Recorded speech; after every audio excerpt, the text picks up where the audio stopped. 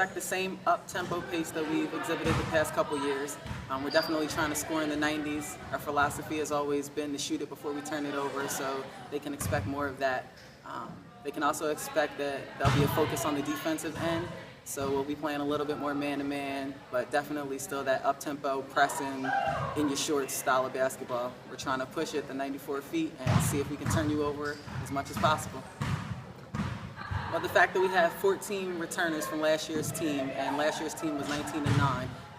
They're a year older, a little faster, a little stronger, and a little more seasoned, so I definitely expect good things from them. In terms of our All-American Dallas, Eli, she had a great year. Three-point shooting, field goal percentage, everything was up last year, so I expect more of the same. I know that she'll be a focus point for people's defensive game plans, but I expect that she'll be able to adjust to the attention that she's going to get.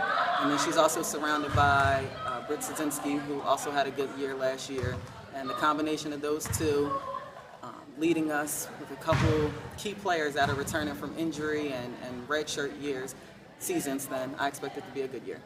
Well, we have Portia Speller, who redshirted for us last year, and she's a kid that played at Lancaster Catholic on a very good high school basketball team, and her style of play definitely suits us. She's a point guard, up-tempo, pushes it in transition, can attack the basket, can shoot the three-point shot, so we're definitely looking forward to seeing her out there this year.